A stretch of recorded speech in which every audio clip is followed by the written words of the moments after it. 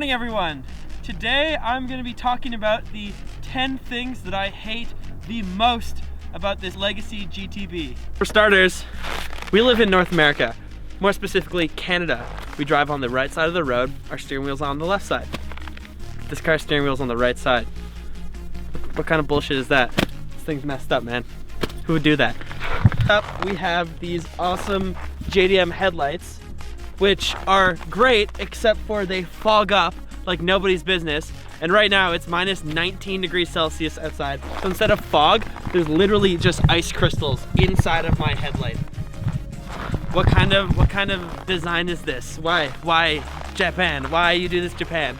So the Legacy GTB actually comes with a pretty good stance from the factory. That being said, it comes with really small wheels. I think the stock size is like 6.5 or 7 inches. So you can't fit big wheels on this car.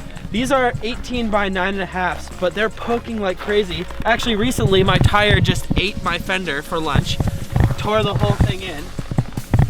Camber gang just destroyed. So, I mean, lots of cars, you can, any S chassis or anything like that, you can fit double-digit wheel sizes, no problem. But these Legacies, tiny little wheels.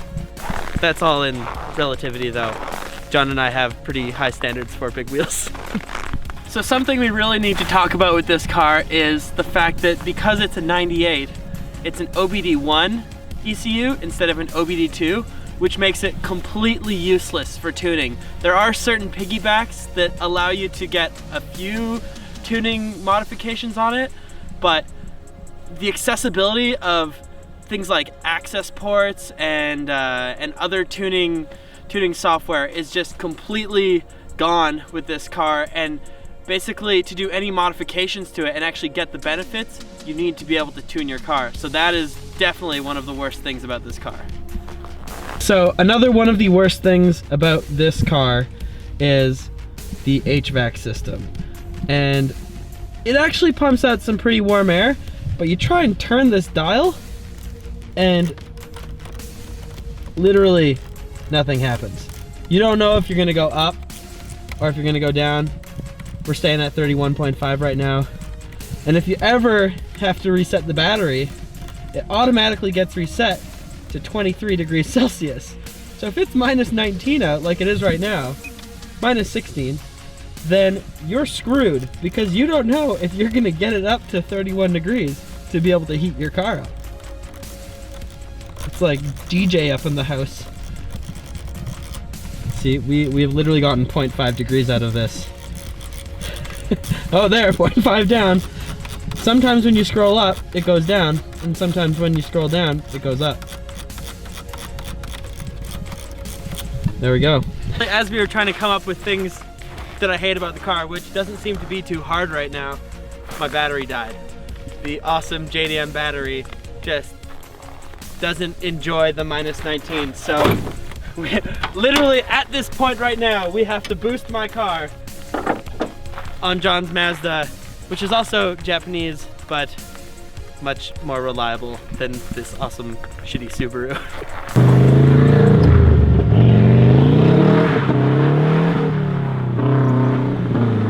Understeer. There we go. Now that's what we're talking about when we talk about understeer going on. That is definitely one of the worst things about this car. You want to do a sick little e-brake turn and just like kick the tail out? No way, because those front wheels are saying fuck you, and they're just going understeer all the way into a ditch like that almost. All right, another crappy thing about this Subaru Legacy is that there's not a lot of support for it in the aftermarket. The Subaru Legacy is not a hugely modified vehicle, let alone the Gen 3.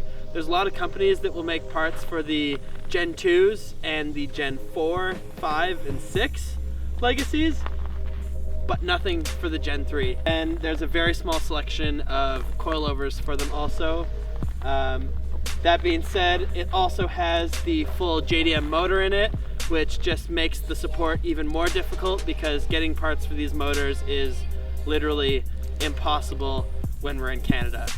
It's so difficult. You have to go through importers and everything, and a lot of the parts that you're getting for these engines will be from different revisions of it also.